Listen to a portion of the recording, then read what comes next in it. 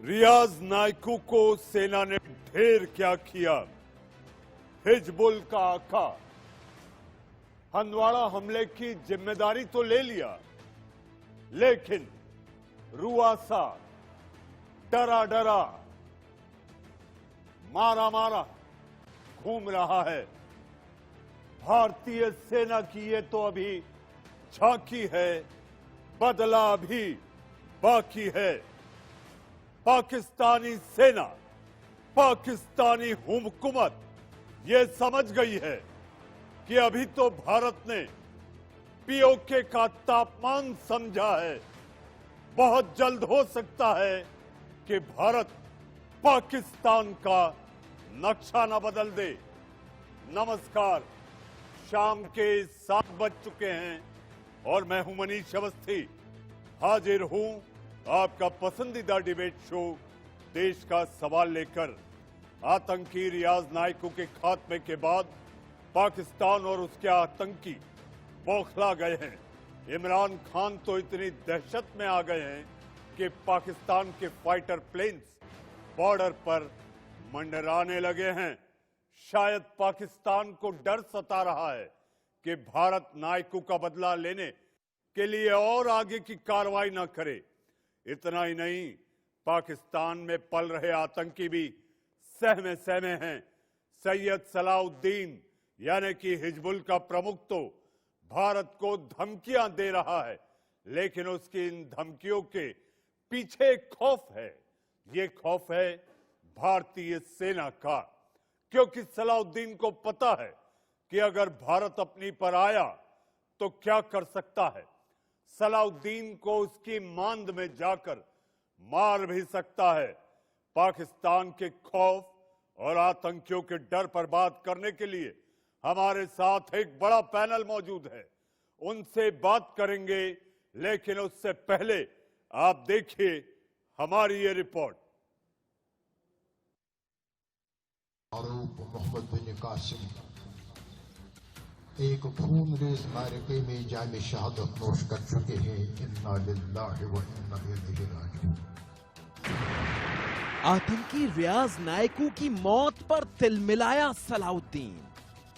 मरहूम ने 217 में ये मनसब संभाला था, तब से लेकर आज तक दुश्मन के लिए ऐसा शिकन साबित हो रहा था। हिजबुल का सरगना छाती पीट पीट कर रोया। ये एक दीनी घराने, तहरीकी घराने का चश्म चराग था। इससे पहले इस्लामी जमी तलबा का अंदाज में तहसील भी रहा है। एक आतंकी की मौत पर आतंकी जमात का मातम देखो। कल शहीद हुए अपने एक साथी के साथ, इसमें शक नहीं कि हमको बहुत बिलखुसूस हिज़्ब क़यादत बहुत दिली सदमा हुआ। आतंकी रियाज नायकू की मौत का हिजबुल मुजाहिदीन के सरगना सैयद सलाउद्दीन पर क्या असर हुआ है, ये इस वीडियो में गौर से देख लीजिए। आतंकी रियाज नायकू सैयद सलाउद्दीन का खासम खास था, इसलिए सलाउद्दीन उसकी मौत को बर्दाश्त नहीं कर पा रहा। बहर कैफ बहुत ही बुरदार और साहिब-ए-राय शख्सियत थी। रियाज नायकू मोस्ट वांटेड आतंकी था। 6 मई को नायकू को घेर कर मारा गया। रियाज नायकू हिजबुल का टॉप कमांडर था, ऑपरेशन जैकबूट की लिस्ट का आखिरी बड़ा आतंकी। रियाज नायकू सैयद सलाउद्दीन का राइट हैंड माना जाता था। रियाज नायकू A++ कैटेगरी के आतंकी के तौर पर लिस्टेड था। नायकू के ऊपर 12 लाख का इनाम था। रियाज नायकू बुरहान वानी की मौत के बाद आतंक का पोस्टर बॉय बना। नायकू को टेक्नोलॉजी की अच्छी समझ थी और सोशल मीडिया को हथियार बनाकर वो नई आतंकी पौध तैयार करता था। आतंकी संगठन हिजबुल मुजाहिदीन के कमांडर रियाज नायकू के मारे जाने के बाद कश्मीर में सक्रिय आतंकवादी संगठनों और बड़े बड़े आतंकियों की हालत पस्त हो गई है।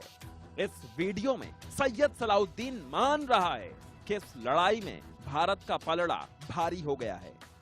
वो ये कहता भी दिख रहा है कि अब तक उसके 80 आतंकी मारे गए हैं।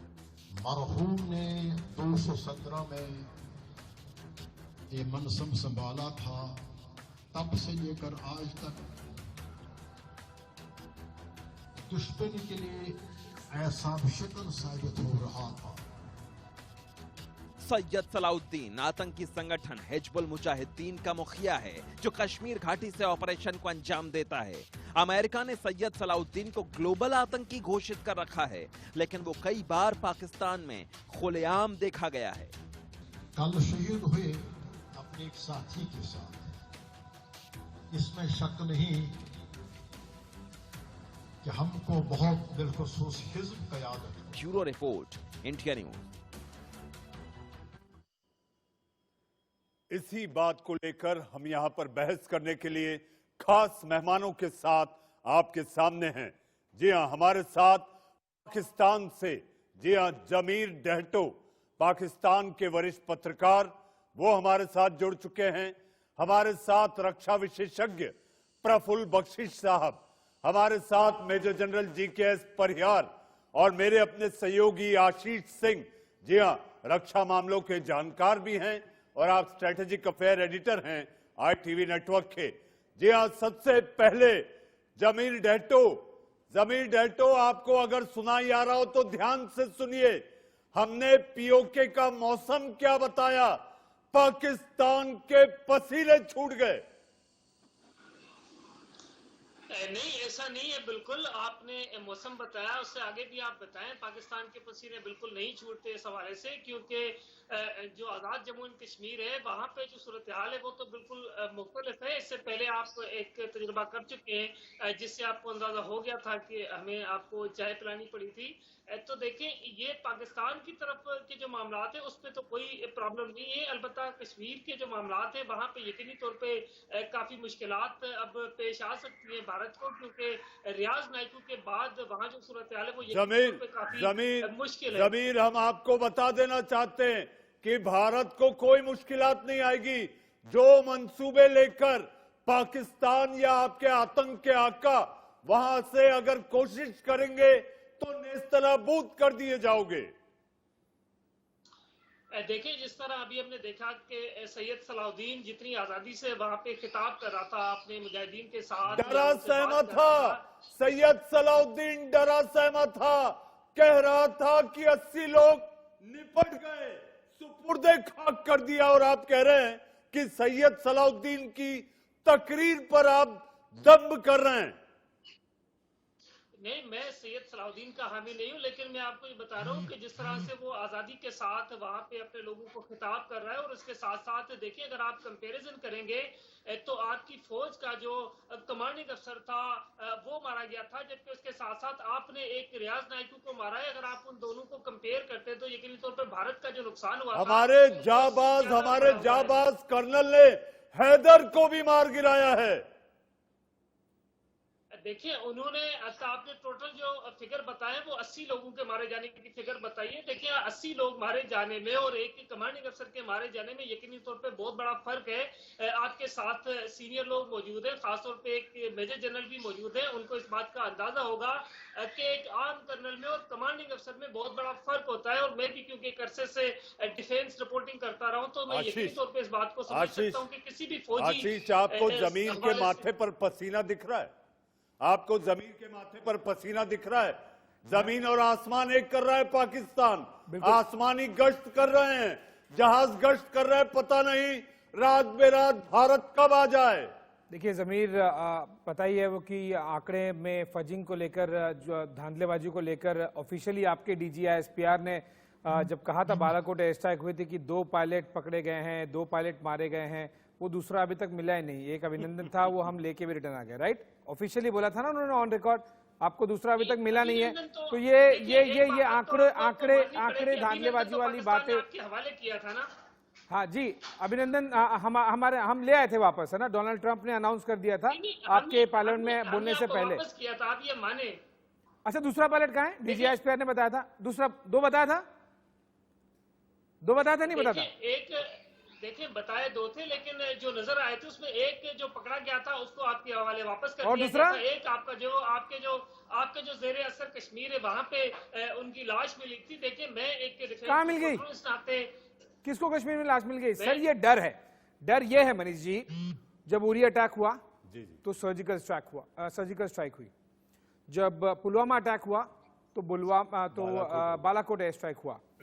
अब जब इन्होंने हमारे एक कमांडिंग ऑफिसर को और हमारे कुछ और अफसर्स को और जवानों को पिछले इसी हफ्ते एनकाउंटर में उन्हें शहादत मिली, अब ये डर है कि अब पता नहीं इंडिया वापस कौन सा अटैक कर दे। अरे इसीलिए आशीष, वहां के टीवी डिबेट में डर दिखता है, पाकिस्तान के टीवी चैनलों में जब भारत पाकिस्तान को लेके बहस होती है डरे हुए। डर दिखेगा ही, क्योंकि दो एयरक्राफ्ट उड़ा रहे हैं ना, JF-17 थंडर, F-16, दोनों सर मांगे हुए हैं, दोनों किराए के हैं, दोनों भीख के हैं। F-16 अमेरिका से कोई पैसा नहीं दिया आपने, JF-17 थंडर चाइना से कोई पैसा नहीं दिया आपने।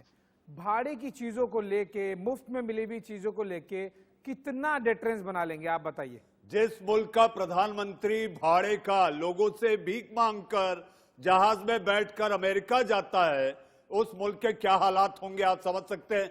हमारे साथ प्रफुल्ल बख्शी साहब भी हैं। प्रफुल्ल जी, अब पाकिस्तान का मौसम बदलने वाला है, पहले तो गिलगिट बाल्टिस्तान का बदला है, अब पाकिस्तान का बदलने वाला है।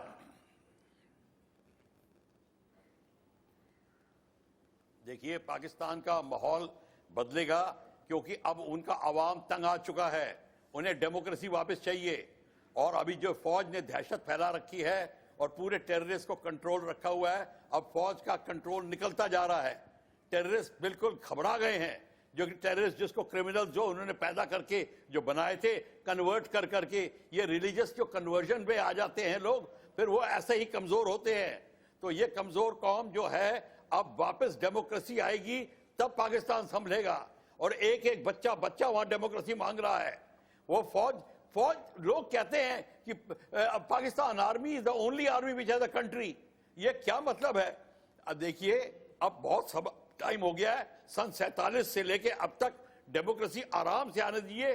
खुशहाली जब हो जाएगी तो आप देखेंगे एक एक पाकिस्तानी बच्चा कितना खुशहाल होगा, आप कितने खुशहाल होंगे। ये कोई ऐसी मारामारी नहीं होगी। बख्शी साहब, हम आपसे जानना चाहेंगे, बख्शी साहब आप खुद एक फाइटर पायलट रहे हैं, इस समय आसमानी गश्त करना, F-16, JF-17 ये जहाज उड़ाकर पाकिस्तान अपनी हताशा बता रहा है, या इसके मायने क्या समझे जाएं?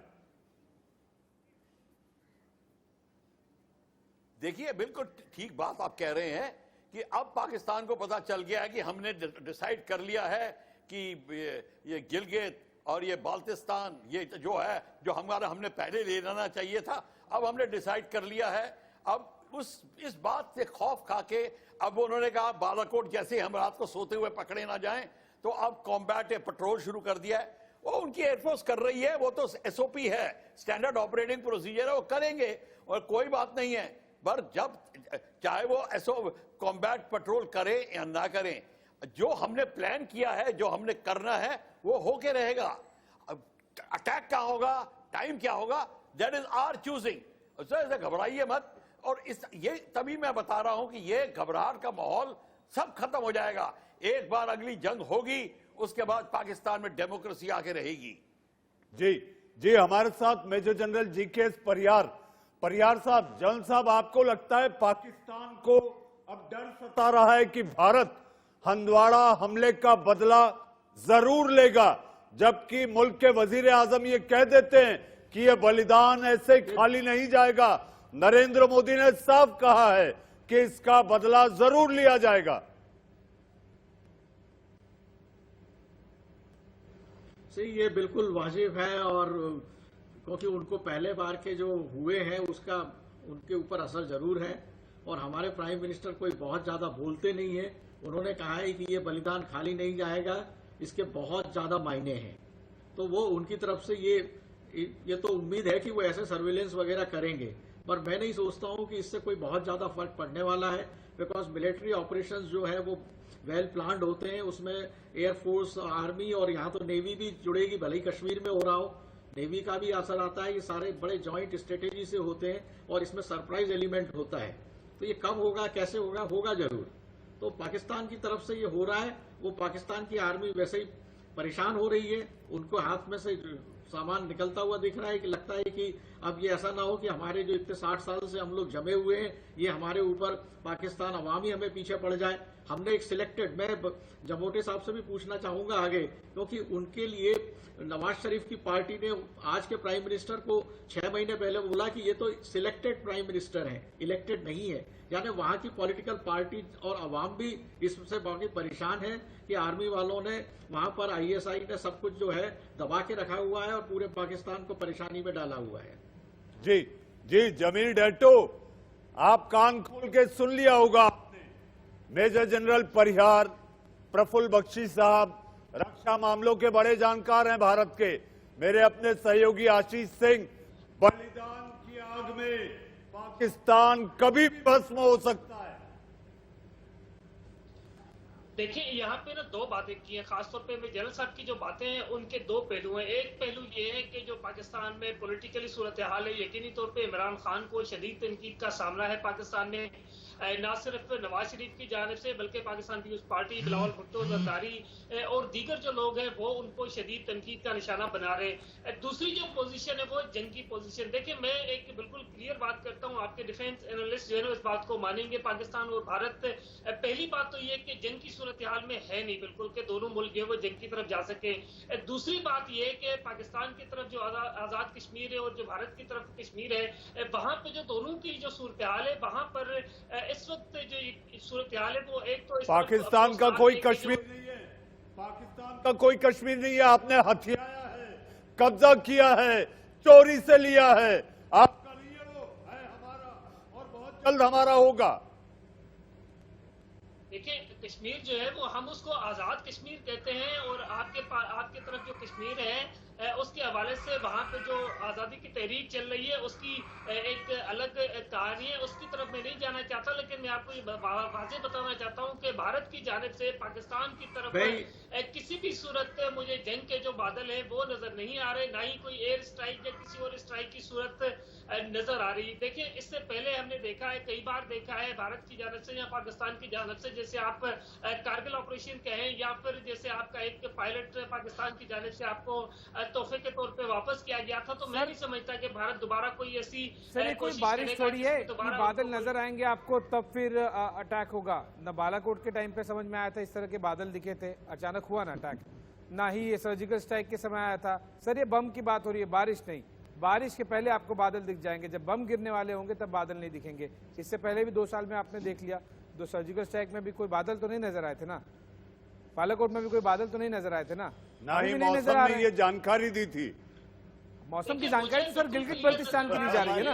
मुझे बालाकोट या उसके बाद की जो सूरत हाल है वो इस वक्त बिल्कुल दिखाई नहीं दे रही। ना पाकिस्तान तो जो कर रहा है एयर सर्विलेंस कर रहा है वो तो अपनी एयर स्पेस में कर रहा है, लेकिन भारत की जानिब से जो खासतौर पे आप बता रहे हैं कि भारत की जानिब से किसी भी वक्त कोई ऑपरेशन किया जा सकता है, तो मुझे ऐसा कोई ऑपरेशन होता हुआ दिखाई नहीं दे रहा है। और ऑपरेशन बोल के नहीं किया जाता जमीर साहब, ऑपरेशन बोल के नहीं किया जमीर जाता। साहब, किसको दिखाई दिया था बालाकोट एयर स्ट्राइक? आप बता दीजिए पहले, आप किसको दिखाई दिया था कि सर्जिकल स्ट्राइक? बख्शी साहब आ रहा हूं, तो तब भी नहीं दी बख्शी थी। साहब आ रहा हूं।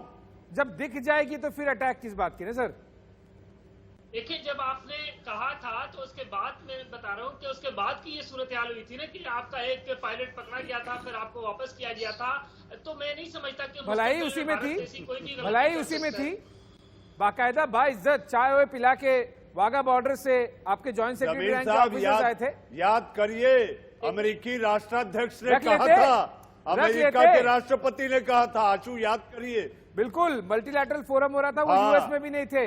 और इमरान खान इससे पहले अपने पार्लियामेंट में बोले, उसके कई घंटों पहले डोनाल्ड ट्रंप ने कह दिया था कि आज शाम तक। मैं तो कह रहा हूँ रख लेते, क्यों नहीं रखा? क्यों नहीं रखा? तब फिर बड़ा युद्ध होता है, इसलिए नहीं रखा। बख्शी साहब,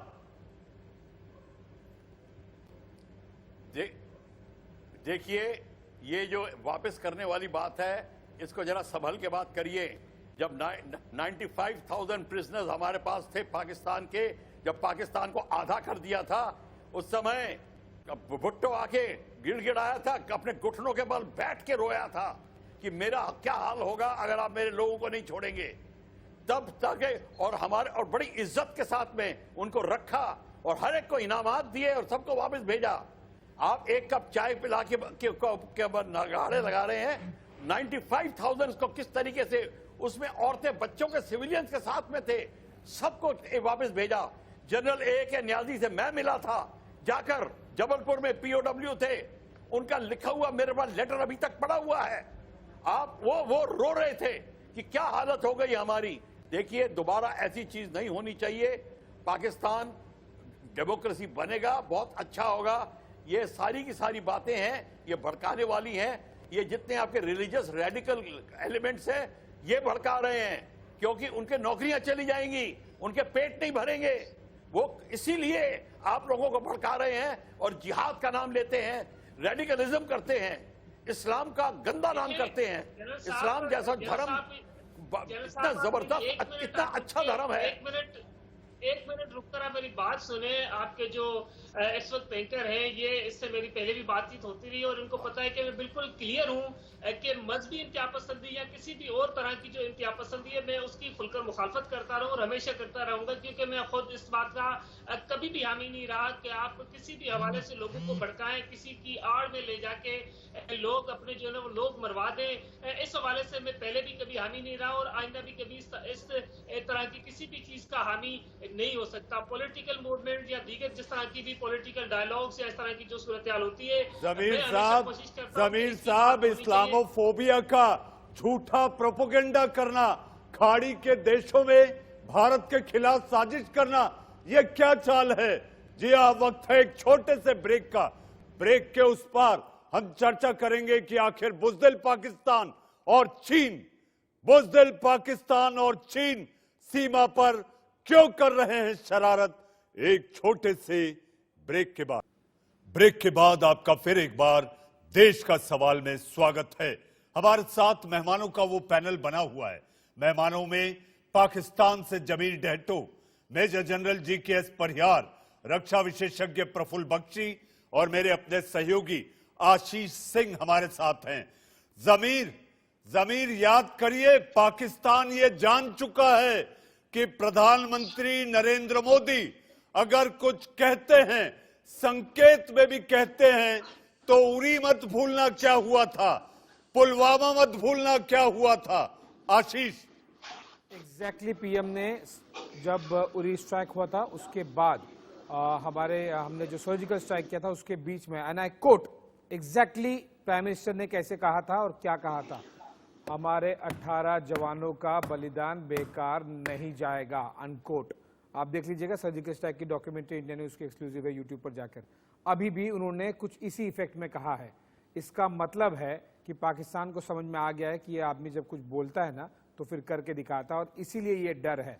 और ये डर है, इसीलिए उनके बड़े भाई चाइना को बोला कि थोड़ा दूसरी तरफ से भी उंगली कर दीजिए। लेकिन वो तो क्या, वो तो सर छोटी मोटी बातें हैं। वो तो इंडियन आर्मी के जो लोकल यूनिट्स हैं और ट्रूप्स हैं, वो तो घुसा और मुक्का मार के ही वो चाइनीज आर्मी को वहां से उन्होंने साइड में कर दिया। इससे डाइवर्जन नहीं होगा। जब पीएम ने बोल दिया है, और ये दूसरी बार कहा है मनीष जी, पहली बार बोला था तो करके दिखाया था, और एग्जैक्टली उन्हीं शब्दों में अभी वापस उन्होंने कहा है, तो पक्का कुछ होने वाला है। ये पाकिस्तान को समझ में आ गया, इसीलिए चाइनीज फ्लाइट लेके जमीर साहब, आशीष की बातें आपकी कानों तक पहुंची या नहीं? आशीष की बात तो बिल्कुल मेरे कानों तक पहुंची, लेकिन मैं आशीष जी को ये बताना चाहता हूं कि देखें, पीएम मोदी की जानिब से जो कहा जा रहा है उसके हवाले से आपको ज्यादा जो है वो खुश होने की जरूरत नहीं। आज का ये जो शो है इसको आप रिकॉर्ड पर रख लीजिएगा। भारत की जानिब से ऐसा इस वक्त कोई भी मतलब ऐसी कोई मूवमेंट जो है वो मुझे नहीं लगता कि अब पीएम मोदी जो है वो इस तरह की कोई भी मूवमेंट करेंगे, क्योंकि पहले जब उन्होंने हमारे देश में लॉकडाउन है जमीर साहब, हमारे देश में लॉकडाउन है, लेकिन सीमा पर लॉकडाउन नहीं है। याद रखिएगा, नापाक कोशिश अगर आतंकियों को भेजने की होगी तो सीमा पर उन्हें ढेर कर दिया जाएगा। सर लगना छोड़िए, सर लगना छोड़िए। ये वो वाली सेना नहीं है, ये वो वाली सेना नहीं है कि आप 26/11 का अटैक कर दें और पाकिस्तान और इंडियन एयरफोर्स पाकिस्तान पर अटैक करने के लिए परमिशन मांगते रह जाए और नहीं मिलेगी। लगा तो आपको बालाकोट के टाइम भी नहीं था, लगा तो आपको सर्जिकल स्ट्राइक के टाइम भी नहीं था, और अब भी नहीं लग रहा है। जोर से झटका लगेगा, मैं बता रहा हूं। हाँ जमीर साहब, देखिए पाकिस्तान जो है वो मैं कह रहा हूं कि हम इस बात का बिल्कुल इंतजार करेंगे, लेकिन आप इस बात को जहन में रख लें कि भारत की जानिब से ऐसी कोई भी किस्म की तो दोबारा गलती नहीं की जाएगी, क्योंकि पहले भारत को जिन मुश्किलात का सामना करना पड़ा था, मेरा ख्याल है कि आप ये नया भारत है, ये नया भारत है, ये नया भारत है, माफ नहीं करता, ये नया भारत है, माफ नहीं करता, साफ करता है, घुसता भी है और मारता भी है। मैं इसी मोदी के भारत की मनीष, बात मेरे कर लिए रहा हूं कुछ कि सवाल इस है। वक्त जो नया भारत मोदी का है वो ऐसी हरकत बिल्कुल नहीं करेगा जिसको आप जनरल परिहार, लेकर कोशिश जनरल कर- परिहार, जनरल परिहार जमीर को बताइए, समझाइए कि उनके क्या? नापाक इरादे भारत मैं जब वही चाहेगा तब अंदर घुस के मारेगा। जमीर साहब, आपकी बातों में बहुत दम है, मैं कहूंगा। आपको लग रहा है, मैं आपकी बात मानता हूं कि आज दोनों तरफ हमारी जानिब से कुछ ऐसा नहीं लग रहा है कि आपके ऊपर कुछ खतरा है। बहुत अच्छी बात है, नहीं लगना चाहिए और लगेगा भी नहीं। और मैं आपको बता दूं कि बालाकोट जैसी कोई छोटी मोटी घटना अब घटने वाली नहीं है। जो भी घटेगा वो काफी बड़ा घटेगा और सडन घटेगा। तो आप तसल्ली से बैठिए, खुश रहिए कि अभी कुछ नहीं हो रहा है, जब होगा तब बहुत कुछ होगा। जब तक नहीं होता है तब तक मेरे लिए आपके लिए कुछ सवाल है कि आप पहले अपने घर में देखिए, माइनॉरिटीज के पाकिस्तान में आप राशन की 1 किलो राशन के लिए उनका कन्वर्शन इस्लाम में कराना चाहते हैं। आपके यहाँ पे मरीज बढ़ रहे हैं, आप लॉकडाउन तोड़ना चाहते हैं। आपके यहाँ पर बलूचिस्तान और वजीरिस्तान में ह्यूमन राइट्स का बहुत वायलेशन हो रहा है और वहां के लोग आपके बहुत परेशान हो गए। आज आपके एक आर्मी के 6 सिक्योरिटी पर्सनल और एक आर्मी मेजर जो है वो इसमें शहादत नहीं कहूंगा, मैं आर्मी वाला होता हूं तो चाहे कहीं के भी हो हम यही कहेंगे। पर इन सब पे देखिए आप और तसल्ली रखिए। मैं आपको भरोसा दिलाता हूं कि इस बार जो भी कुछ होगा वो आप एक साल 2 साल नहीं, अगले 1000 साल तक अगर पाकिस्तान रहा तो जरूर याद रखेगा। जी हाँ, अभी तो आपने गिलगिट बाल्टिस्तान के केवल मौसम की जानकारी समझी है। जमीर नक्शा बदल देगा भारत पाकिस्तान का। देखिए नक्शा बदलने का तो मैं कह रहा हूं कि मैं इंतजार करूंगा, लेकिन जनरल साहब की जो एक बात है, देखिए पाकिस्तान में बहुत सारे मसाइल हैं। बलूचिस्तान के अलावा दीगर भी कई मकाम ऐसे हैं जहां पर बहुत ज्यादा मसाइल का सामना है पाकिस्तानी हुकूमत को, लेकिन पाकिस्तान में अक़लियतों के साथ इस तरह का रवैया बिल्कुल नहीं रखा जाता है। पाकिस्तान में कुछ लोग ऐसे जरूर हैं जो मजहबी इंतहा पसंदी इंतहा पे है उनकी, लेकिन उन लोगों को पाकिस्तान की सोसाइटी बिल्कुल सपोर्ट नहीं करती। हम लोग उनको सपोर्ट नहीं करते। पाकिस्तान में जो सपोर्ट लोग नहीं रहते हैं वो करते, तमाम लेकिन लोगों को पैसा अपने- देते हैं उनके पालने पोसने, उनके ऐशगाह बनाकर देने, उनको महफूज रखने, ये आप ही लोग करते हैं। ये दुनिया को पता है। लोग अपने जाती मकासद के लिए इस तरह की ड्रामेबाजी या इस तरह के जो मैं कहता हूँ कि इंतहाई प्रफुल्ल बख्शी साहब, जो है प्लान प्रफुल्ल जरूर बख्शी करते हैं, साहब, लेकिन पाकिस्तान की जो आवाम प्रफुल्ल है वो बख्शी उनको साहब, सपोर्ट नहीं करती। बख्शी पाकिस्तान की साहब, आवाम ने उनको हमेशा रिजेक्ट किया है। बख्शी साहब, चीन की आज नापाक हरकत, सीमा पर नाकुला के पास उनके 50-60 मुट्ठी भर सैनिक भारत के अंदर घुसना चाहते हैं। आपको लगता है ये पाकिस्तान और चीन की साठगांठ है, या चीन की पूंछ पर भारत ने पैर रख दिया, कह दिया कि गिलगिट बाल्टिस्तान भारत का होगा, तो तिल मिलाया हुआ है चीन? देखिए, बिल्कुल ठीक कह रहे हैं। चीन ने सीपीईसी और ओबीआर की जितने प्रोजेक्ट्स हैं, $90 बिलियन इन्वेस्ट किए हुए हैं। पाकिस्तान के ऊपर इतना बड़ा कर्जा चढ़ा हुआ है। पाकिस्तान घबराया हुआ है कि कर्जा पैसे कैसे पूरा करेगा। पाकिस्तान वो सोच रहा है कि किसी तरीके से चीन को यहाँ पे इन्वॉल्व कर लें ताकि भारत अटैक नहीं करेगा। ये सोच के वो चीन को उकसाने की कोशिश कर रहा है। और चीन नहीं लड़ना चाहता भारत से। एक बार भी हमारे चीन के बॉर्डर पे गोली नहीं चलती, सिर्फ धक्का मुक्की होती है। और चीन को पता है कि चाहे पाकिस्तान कितना उकसाए, उसको इस जंग में नहीं घुसना, वो नहीं घुसना चाहता। इसलिए नहीं घुसना चाहता कि उसको नुकसान ही नहीं होगा। उसके बाद पाकिस्तान कह देगा जी मैं अब कर्जा नहीं दे सकता। तो इसीलिए पाकिस्तान अपना कर्जा मिटाने के लिए चीन को बुला रहा है और चीन बड़ा सोच के काम कर रहा है। इस समय चीन जो है वो अपना बिल्कुल पाकिस्तान का पूरा फायदा उठाएगा, जैसे आदमी अपनी मिस्ट्रेस का फायदा उठाता है, बिल्कुल वैसा ही काम करेगा।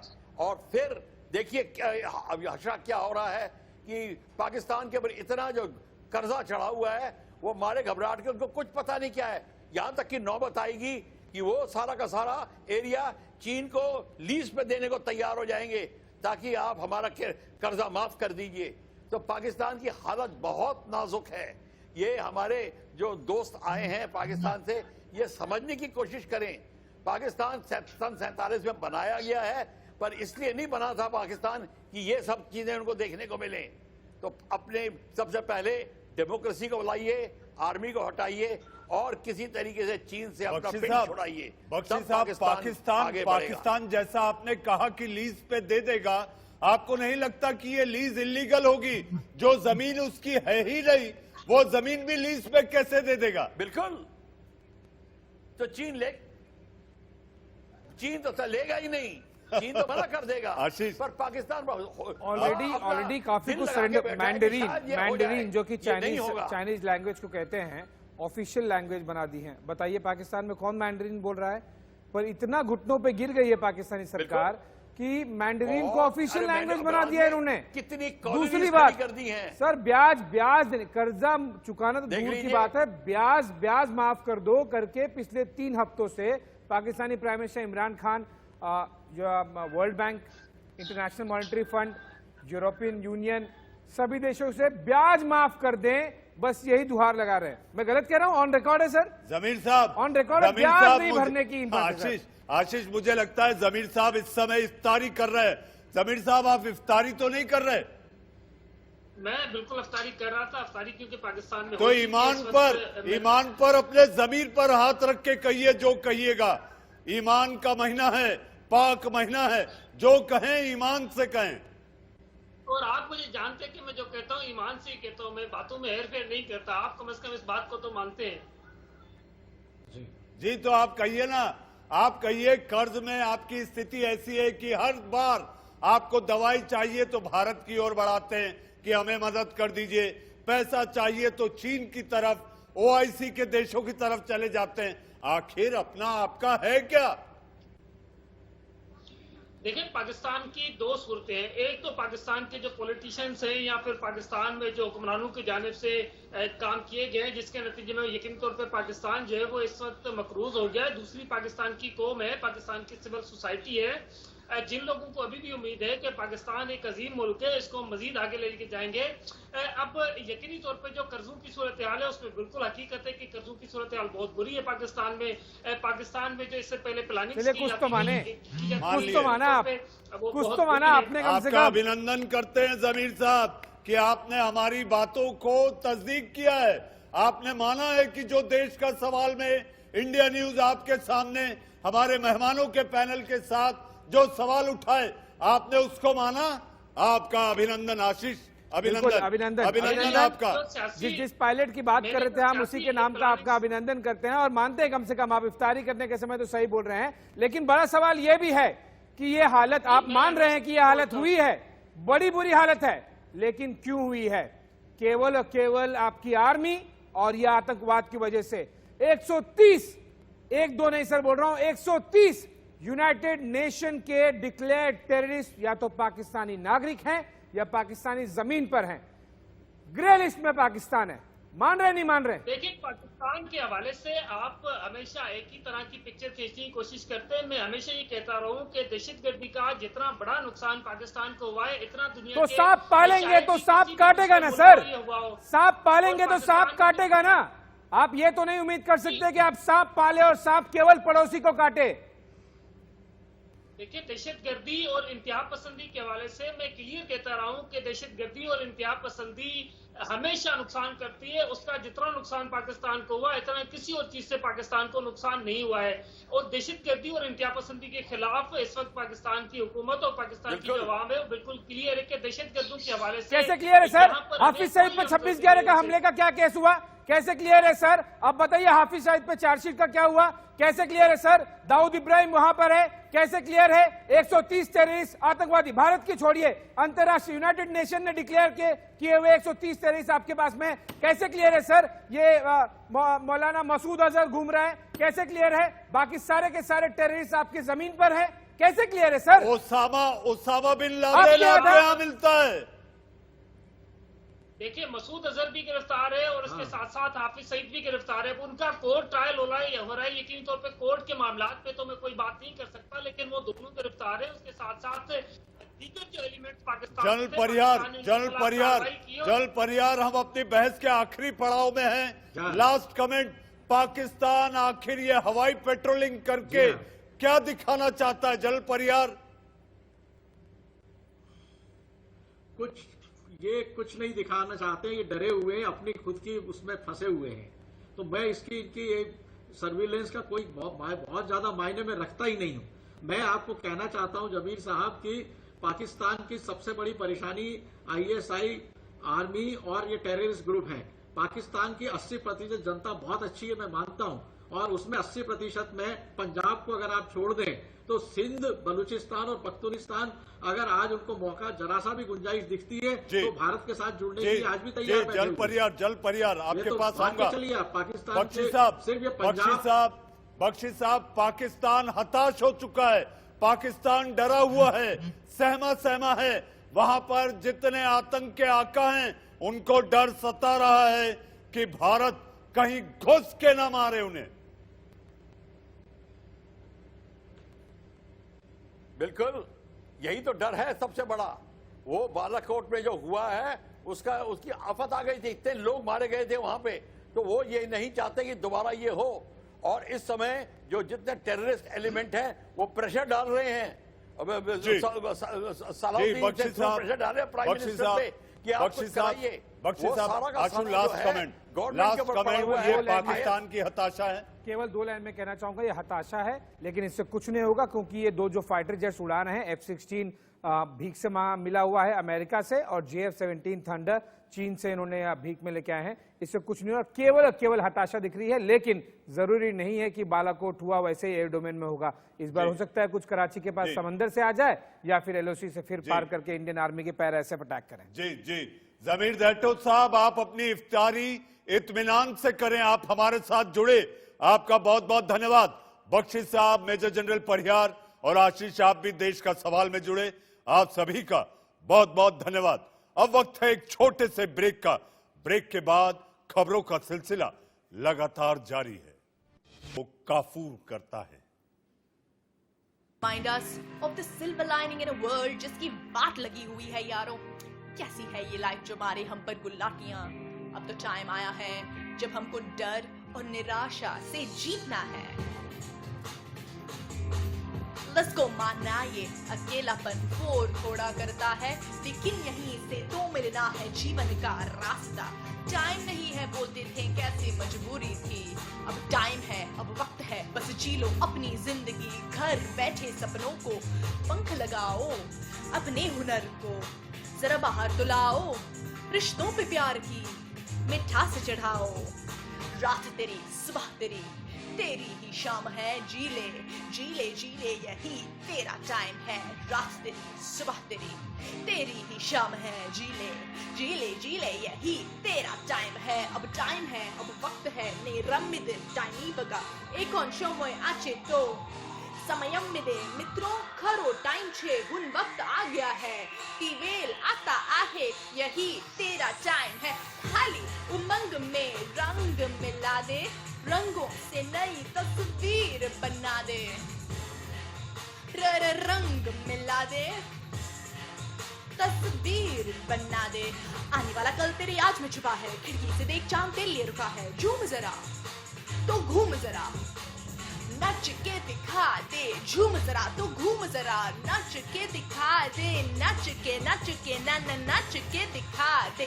दिन ततक दिन दिन ततक दिन दिन ततक दिन ताम। झूम जरा तो घूम जरा, नच के दिखा दे।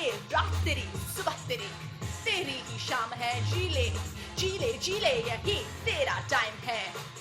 जी ले यही तेरा टाइम है। जी ले यही तेरा टाइम है। रात तेरी सुबह तेरी तेरी ही शाम है। जी ले यही तेरा टाइम है। इन तस्वीरों को देखकर यही कहा जा सकता है, काल कोई भी हो, जीने का अंदाज जिंदा दिल होना चाहिए। अब वक्त है एक छोटे से ब्रेक का। ब्रेक के बाद खबरों का सिलसिला लगातार जारी है।